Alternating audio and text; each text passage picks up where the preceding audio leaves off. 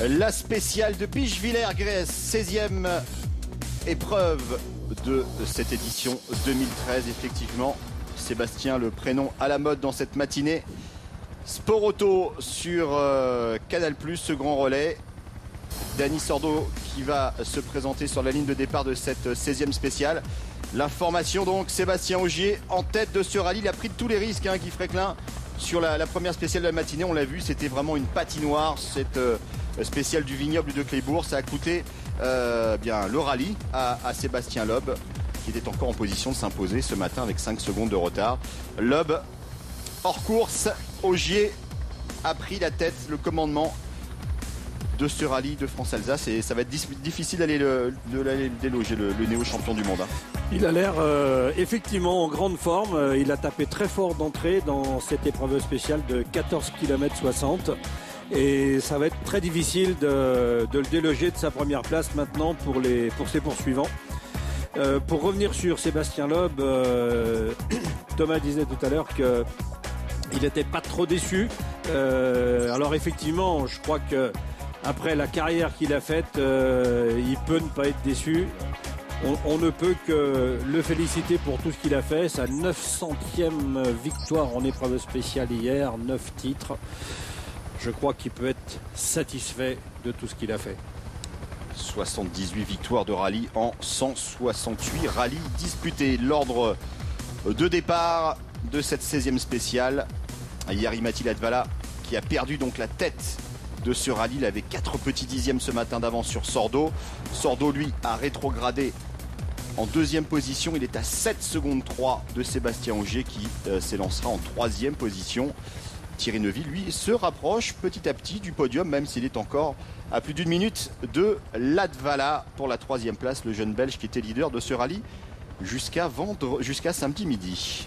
Dani Sordo qui va entamer cette spéciale de Bischwiller-Grèce, pratiquement 8 km, l'une des plus courtes de cette édition 2013, hormis les super spéciales de Strasbourg et de Mulhouse en ville.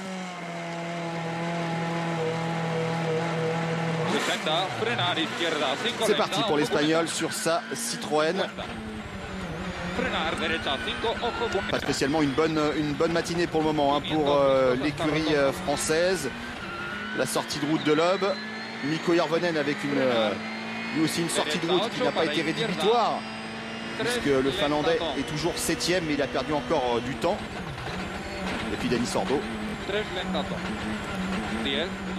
Non, à plus de 7 secondes de Sébastien Ogier. Un petit point. Un parcours très technique sur cette spéciale. Bon, de la concentration, de la précision, de l'audace également, mais avec des conditions météo pareilles. C'est exactement le même problème que dans la spéciale précédente, avec des routes qui n'évacuent pas l'eau. Chemin étroit entre les cultures. On va passer le long d'un lac également autour de cette spéciale.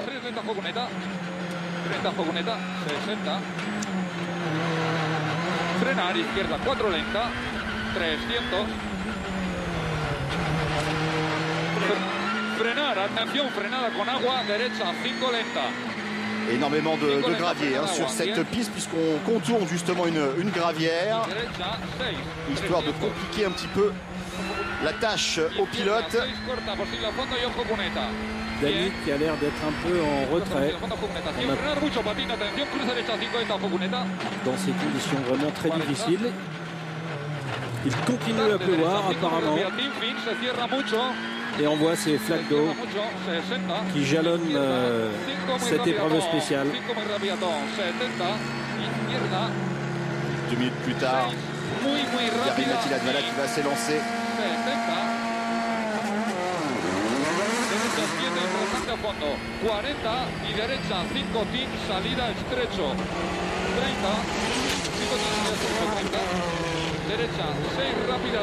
Magnifique jump que l'on a pu suivre de Dani Sordo sous le tunnel. Dani Sordo qui avait pris la tête de ce rallye hier après-midi, qu'il l'a perdu en fin de journée de samedi après la super spéciale de Mulhouse. C'est cet homme, Latvala, qui était en tête ce matin avec 4 petits dixièmes d'avance sur l'Espagnol. Et désormais, donc, Sébastien Ogier qui s'élancera d'ici, allez, un peu moins d'une minute 30 maintenant. Le nouveau champion du monde français a désormais un peu plus de 7 secondes d'avance au général. On peut rappeler aussi que vendredi et samedi, donc les 2 jours précédents, il y a eu une bagarre énorme entre 5 pilotes avec Thierry Neuville qui avait pris la tête de ce rallye sur un choix de pneumatique très audacieux et qui avait bien joué et qui continuait à faire une belle journée hier et qui malheureusement a eu un petit souci dans la première spéciale de l'après-midi. Et on s'est retrouvé avec hier soir 4 pilotes en 5 secondes. Vraiment un suspense extraordinaire du quasi jamais vu en rallye de championnat du monde.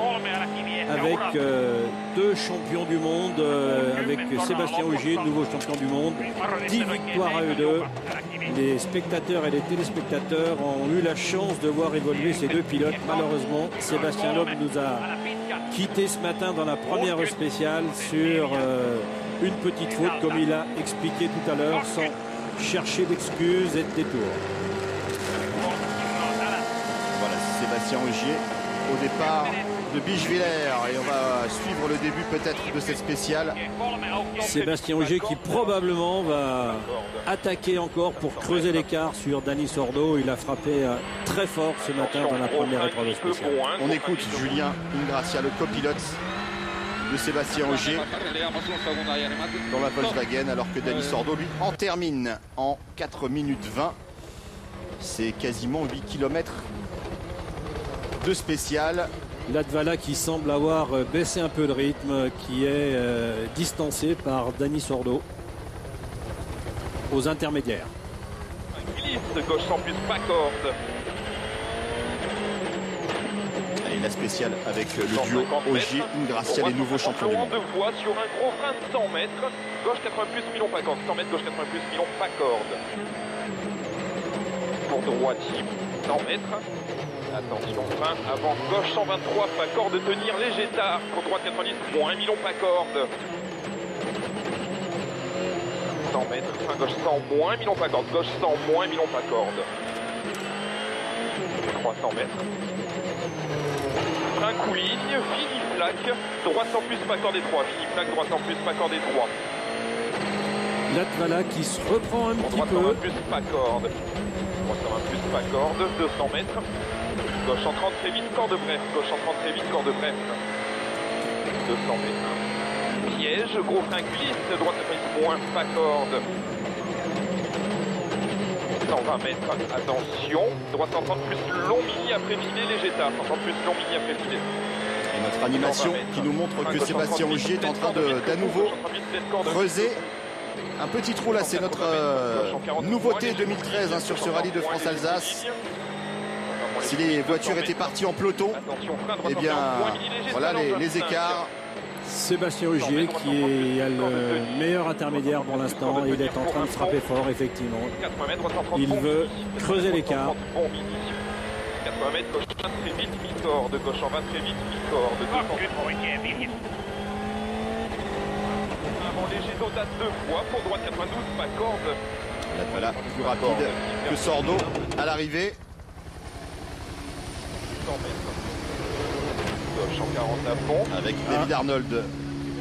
Probablement une petite faute de Dani Sordo sur la fin du parcours qui se fait reprendre par Jari-Matti Latvala.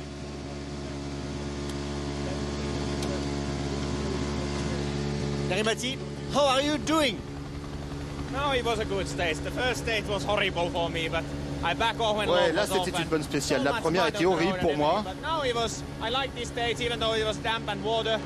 J'aime bien cette spéciale, même si c'était trempé partout. Il n'y avait pas trop de boue sur l'asphalte, donc ça allait. Bon, je crois que Sébastien Ogier est en train de voler maintenant.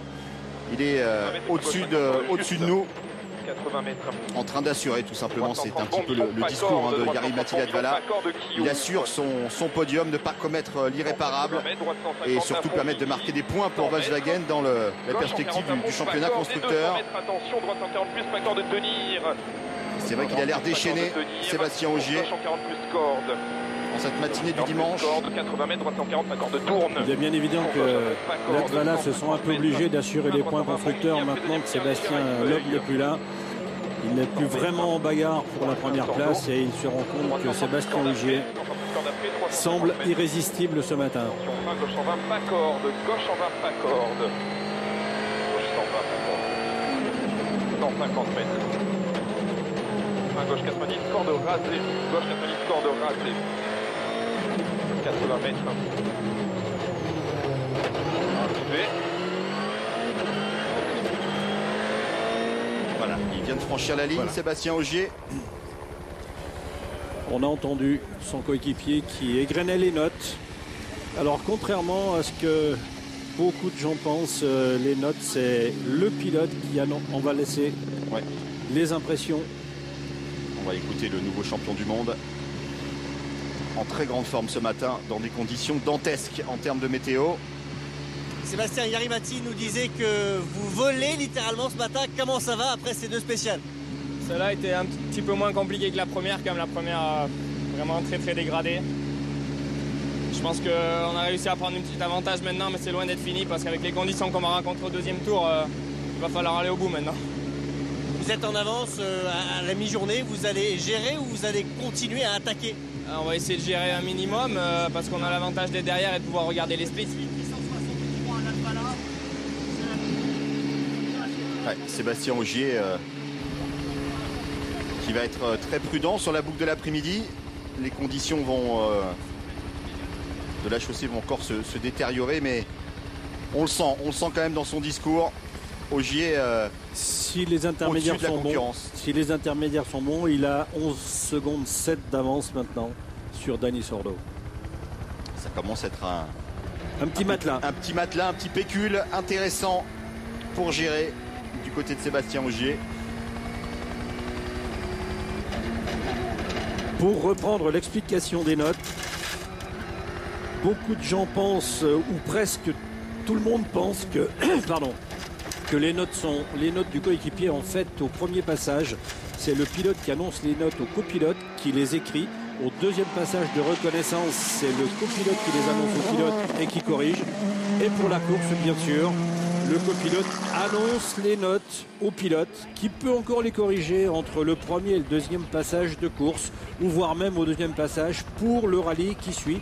On a vu hier ou avant-hier que Sébastien Ogier avait corrigé une note et Thierry Neuville aussi d'ailleurs. Ces notes qui peuvent être différentes d'un pilote à l'autre évidemment, c'est pas qu'ils peuvent, qui sont toutes différentes mais qui veulent dire la même chose, c'est-à-dire que ça décrit la route et quand le copilote annonce ses notes au pilote, le pilote doit les écouter et les transposer sur la route. C'est un exercice très difficile, surtout dans ces conditions.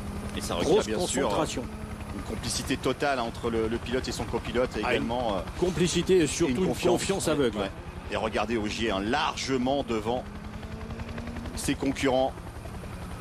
Latvala qui parle de son leader, va-t-on dire, chez Volkswagen, puisqu'il est champion du monde, en train de voler. C'est vrai qu'il est en très grande forme. Il a raté son entame de rallye, Sébastien Ogier, mais là, il finit en trombe. Thierry Neuville à gauche sur la fin de sa spéciale. Yevgeny Novikov, le russe, le Russian Rocket, la roquette russe comme on le surnomme dans le milieu du rallye. Alors c'est vrai qu'il est très rapide, Yevgeny Novikov. Il manque de régularité, il a parfois du mal à terminer les épreuves. Grosse prise de risque. Et puis on parlait des notes justement. Voilà. Depuis jeudi soir, vous me dites qu'il a un système de notes très Il a un compliqué. système de notes compliqué qui est vraiment perfectible et probablement que s'il acceptait de changer son système de notes, il serait sans doute plus régulier, moins de déchets, moins de sorties de route, probablement dû à ce système de notes compliqué.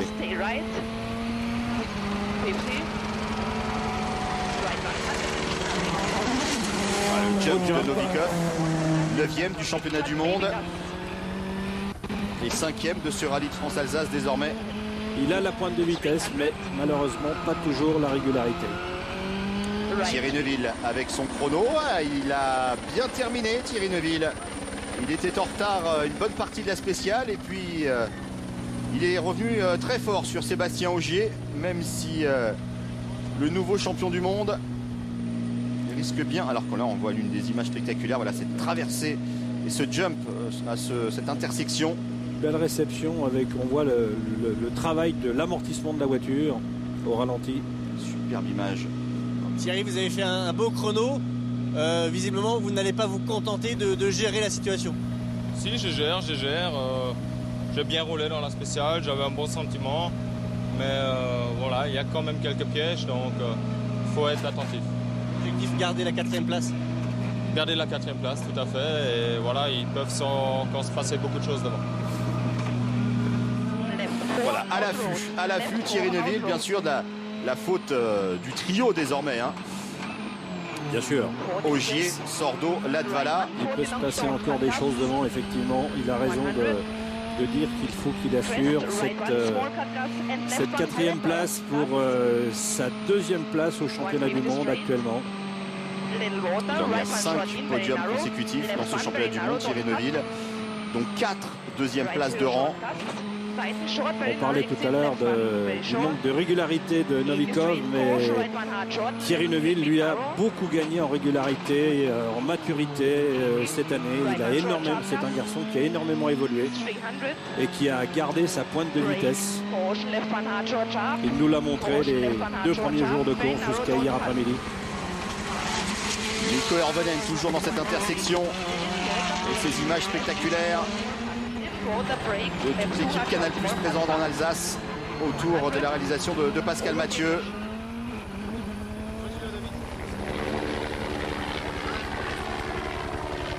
Il est loin, Novikov. Ah oui, les conditions sont tellement difficiles. Il faut vraiment y croire, il faut vraiment être psychologiquement prêt à affronter des routes comme celle-là, et je crois que Sébastien Ogier ce matin a compris que psychologiquement il avait intérêt à enfoncer le clou et montrer qu'il était le patron, et c'est ce qui est en train de se passer. Bon, disons qu'on est légèrement déçus. On aurait bien voulu, pourquoi pas, une bataille entre les deux Sébastien pour la gagne. Nous, on est très déçus. Que Sébastien soit légèrement déçu, on peut le comprendre avec la carrière qu'il a. Mais nous, on ne peut être que très déçus de ne pas voir s'affronter les deux Sébastien, 2 champions du monde français. Je répète, les spectateurs et les téléspectateurs ont tellement de chance ce matin, avaient tellement de chance ce matin de les voir évoluer tous les deux. Malheureusement, ça n'a pas duré suffisamment longtemps. On va se réjouir pour Sébastien Ogier qui est en train de s'affirmer là désormais en tête de ce classement. Il a déjà le titre mondial en poche depuis jeudi soir. Mats Osberg, le Norvégien.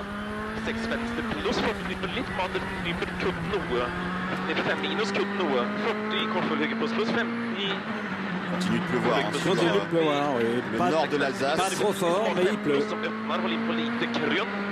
Hirvonen décroché et Ogier toujours largement devant le reste de la meute. Énormément de mal à garder le rythme, Hirvonen, sur ce rallye. Il passe à côté de ce rallye. Il n'est pas bien psychologiquement sur ce rallye.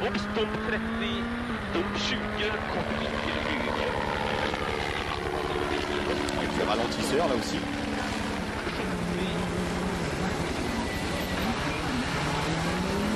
Hirvonen. Saison difficile même pour Hirvonen, pas que ce rallye. Il nous avait habitués à mieux que ça dans ces dernières années. Il a plus de potentiel qu'il ne le montre actuellement. Il va falloir qu'il se ressaisisse, ce garçon.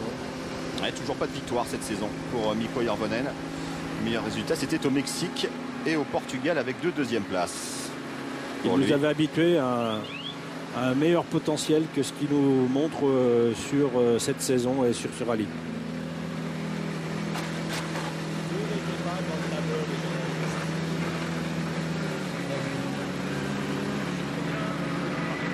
Là, c'est une partie difficile avec des arbres, vraiment très dangereux.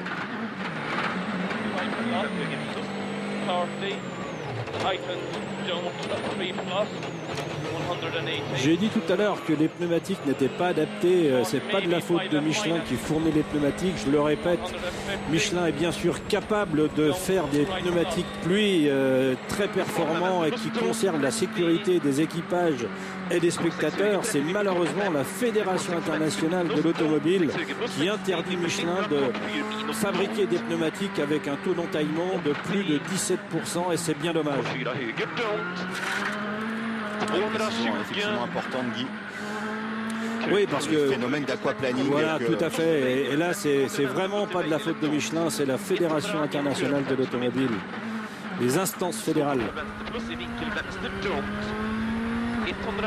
On a vu sur le graphique que Ogier et Neuville étaient les deux qui s'en sortaient le mieux sur cette spéciale. Mats Østberg à 6 secondes, un petit peu moins du chrono du nouveau champion du monde. Neuville dans la même seconde que Sébastien Ogier à l'arrivée.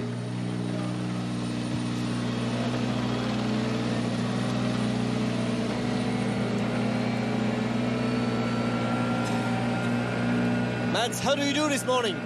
Comment ça se passe, Mats, ce matin? C'est plutôt pas mal. Conditions très piégeuses. Mais je pense qu'on s'en sort pas trop mal. Plutôt un bon sentiment. L'objectif de la journée? Améliorer mon pilotage, bien sûr. On est là pour apprendre. C'est un rallye encore complètement différent aujourd'hui avec cette météo. Il faut gagner de la confiance.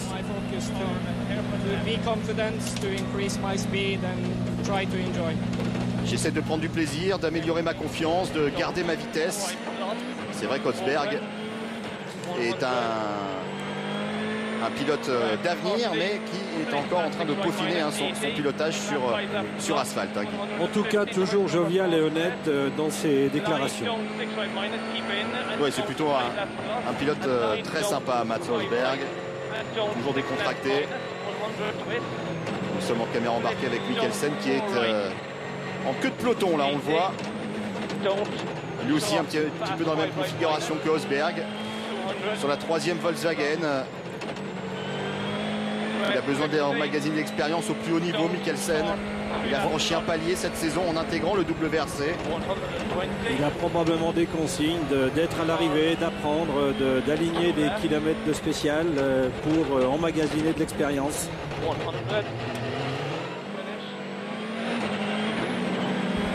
Et le Norvégien qui franchit la ligne de cette 16e épreuve spéciale à pratiquement 10 secondes de Sébastien Ogier. C'est même plus d'une seconde perdue au kilomètre sur cette spéciale pour Andreas Mikkelsen. Sébastien Ogier très certainement avec une 7e spéciale remportée. Depuis le départ de ce rallye, Mikkelsen au micro de David Arnold. Andreas, difficult day today. Journée difficile ce matin. Très difficile. J'ai du mal sur le freinage, toujours un petit peu trop tôt. Mais sinon, c'est plutôt d'une spéciale positive. Et des sections rapides où je pense qu'on aurait pu être beaucoup plus vite. Mais on verra ça au prochain passage. Philosophe Andreas Mikkelsen qui est remonté d'un cran dans la hiérarchie. Il est 8e du classement général après la sortie de route de Sébastien Loeb. On le rappelle, hein, c'est quand même le coup de tonnerre de la matinée. Cette sortie de route du non-up champion du monde qui s'est retrouvé sur le toit, sur la première portion, sur le premier kilomètre de la spéciale de la matinée tout à l'heure. Il ne nous avait pas habitués à ça, Sébastien Loeb. Très rarement de fautes sur toute sa carrière. Son palmarès d'ailleurs le prouve. 900 victoires en épreuve spéciale, 78 victoires en rallye et 9 titres. Exceptionnel palmarès. Ouais. Il va terminer avec 46% de victoire sur les départs de rallye. Je ne sais pas si vous imaginez un petit peu, quasiment un rallye sur deux. Énorme. Remporté par Sébastien Loeb en carrière depuis 2004 jusqu'à 2012. Voilà un bel objectif pour le deuxième Sébastien français qui vient d'être couronné récemment, puisque c'était jeudi soir dans la première spéciale. Martin Prokop, le Tchèque, il est loin, même s'il est rentré désormais dans le top 10. 9e du général, le Tchèque, sur sa Ford privée.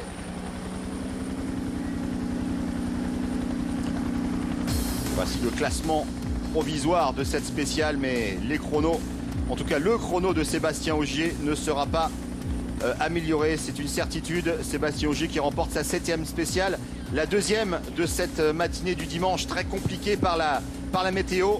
Sébastien Ogier maintenant qui compte plus de 11 secondes au général d'avance sur Dani Sordo. On va tout de suite voir le classement général réactualisé après cette 17e épreuve spéciale. 11 secondes 7, maintenant ça devient quand même conséquent, hein. Guy peut... C'est déjà un petit matelas, surtout dans ces conditions, et il va probablement l'accentuer. Latvala 3e sur l'autre Volkswagen à 15 secondes 5. Thierry Neuville 4e, Novikov 5e, Mats Osberg 6e et Mikko Järvenäinen seulement, pourrait-on dire, 7e à 3 minutes 24 de Sébastien Ogier, qui est en train de réaliser une énorme performance ce dimanche matin. L'information de la matinée, on le rappelle également, la sortie de route. Et donc la fin officielle de la carrière, en tout cas en rallye, de Sébastien Loeb. Voilà Thomas, je crois que vous êtes toujours à Haguenau, oui.